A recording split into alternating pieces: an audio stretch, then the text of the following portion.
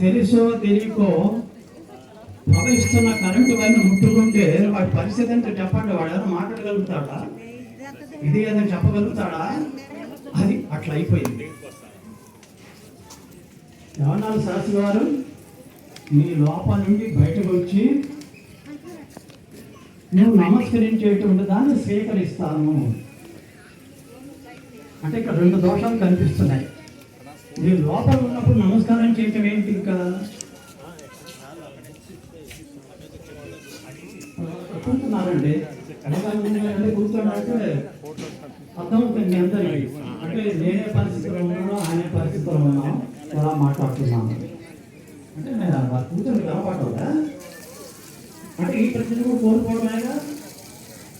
లోపల ఉన్నారని వారు చెప్తున్నప్పుడు, ఇంతకాలం నడిపిస్తున్నది వారిని గుర్తించినప్పుడు ఈ క్షణికంగా ఇప్పుడు